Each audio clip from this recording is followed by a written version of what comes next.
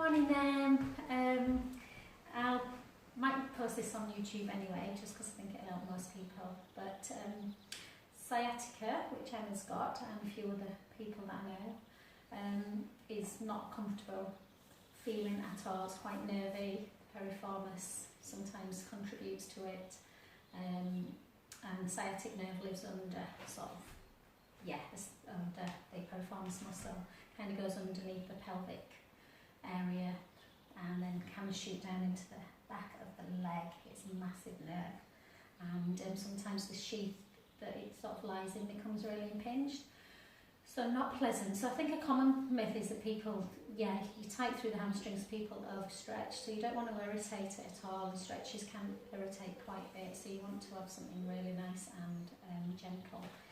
Try not to, there's a little bit of an indication that sciatica can be exacerbated a little bit into turnout because she's squeezing quite hard. Also doing exercises in an imprinted spine, again, because it's hard not to over recruit, and pushing down as well into that uncomfortable area of the lower back. So always try and still do your core work, but do it in a neutral spine. So remember, just when we do our pelvic tilts, so that obviously is too much of a lordosis. That is pelvic imprint, which we don't want either, particularly for sciatica, so we just want to do everything in neutral. Ribs are in and down, navel to spine, and the pubic bone and the hip bones need to be level. So that's the first important thing to think about. So I'd avoid even things like lots of roll up, lots of really scissors where the legs are really straightened as well. So a nice softness in the knee. I'd probably do quite a bit just laying supine, but in neutral spine, not in imprinted spine. In relation to stretches, there's quite a few. You can start with just a little, once you've mobilised, so always mobilise through the legs, do a little bit of movement, soft movements.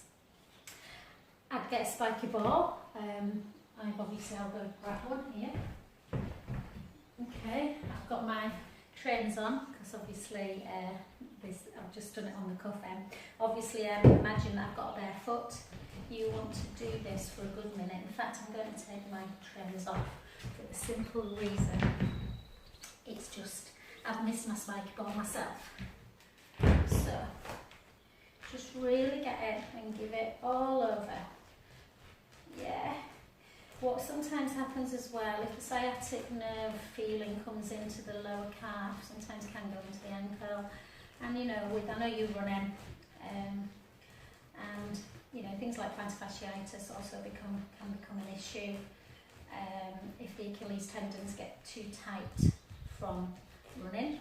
They get quite spongy, and often, just talking about plantar fasciitis, because another client's got that in a minute, the Achilles tendon wraps around the calcaneus, the heel bone, bleeds into the plantar, which goes all down the bottom of the foot.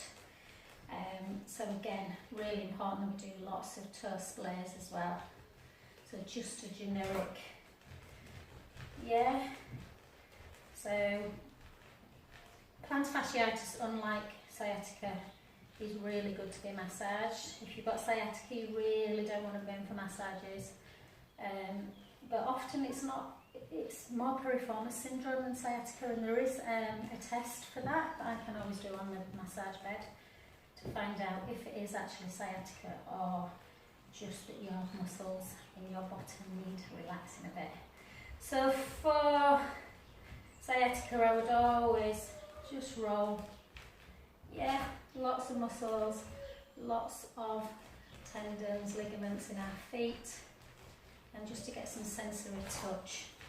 And this often for me really just allows the hamstrings to be freed up a little bit. Okay, sometimes rolling through the spine feels uncomfortable with sciatica, so go really easy. But you can always try with a couple of roll downs first, see how it feels. I'd give yourself some softness in the knee. Don't overextend. Take the hips down, and I'd start just gently coming down. So I get to probably about there before I start feeling the hamstring stretching a bit. I can obviously go to the floor. That is about a 6.5 And my knees are semi-bent. Well, not semi-bent, softly bent. If I straighten them, that hamstring stretch becomes about 7. For someone with sciatica, you literally want to go to about a 2.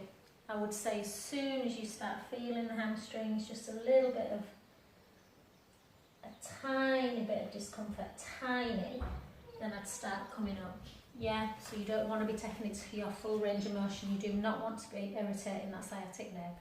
Okay, so that's one of the main things to do. I would also be really looking at, I'll just move back a bit so that you can see me very well on this one. Yeah, I would also be working very much on piriformis syndrome. So you can do, I'll just sit up again, you can stand up, you can just do a stretch stood up end to get into that glute. Again, like I say, it can be overactive. So do your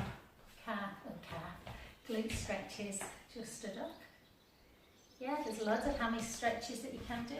So a little bit of softness in that front knee and just gently down and slowly up. Yeah. Try your bridge M. You won't know until you're down. I don't think I'm on screen brilliantly, so I'll talk you through it as well. I'm just doing it quick so I don't get to send you it. Just gently roll into the lower back. Now normally, I'll be saying sort of take yourself into full imprint. I'd just come up a little semi-imprint and start just gently.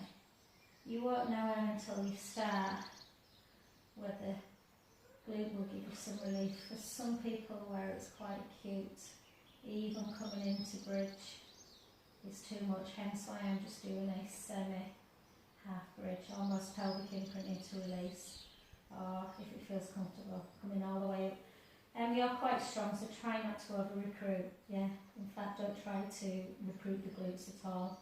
Keep the sit bones nice and wide. Yeah, sometimes in bridge we tend to squeeze. I don't want you to do that. So see if you can manage that. I would do obviously some gentle core work. At first it'll drive you crazy. You might just want to be moving in and out, trying not to move the back in any way, keeping completely in neutral. That feels easy peasy and this feels alright. Make sure you're not squashing. Imprinted spine and then just in and out. Yeah, just as many as feels right now. Length through the left leg, opposite hand into, this is the one that you might initially not be able to go very far at all. You might only get to there. And then as it gets easier, you might be able to take the foot all the way down. Practice your belly breath. Inhale, let your belly rise. Exhale, release. And again. Often the SI joint feels uncomfortable as well with sciatica. And back the other way, and then gently, and switch again. Yeah, I'll be doing that 2 or 3 times there. I'll be doing supine spine stretch, like that. Again, just let the belly rise. When you come back in, make sure you're coming back into neutral spine and you've not tucked, and the other way. I'll do a more thorough one then if you need one, but this, I know you're pretty good with anatomy, so just to give you an idea of the type of gentle exercises you should be doing to release. You can try, if this feels nice, to do a similar one with the legs crossed. Yeah. And just make sure you're practicing that belly breath. This one might be a bit of a revelation now. I know you can bring your leg probably really high up, but you don't want to be doing it. Let's say that it's your left leg that has got the problem.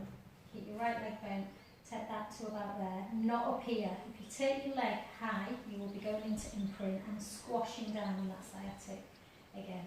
So nice, just try and feel, you only want to feel that hamstring slightly. So if I start from here and I flex my foot and bring it up, start feeling it stretching about there. I can bring it all the way up, but I just want you to soften. Soften, do some circling in and out. Make sure the ankle joint as well, because it can go into the ankle, is nice and relaxed. So inversion, eversion, you've got the leg high enough and it doesn't bother you at all, then you can go into the sciatic nerve one where you take it across the midline. Ideally, if you've got a band, hold, yeah, and again just circling, and then back, and then gently down, and just a tiny little tutorial. I hope you're keeping well, sweetheart. Bye, look at my red face.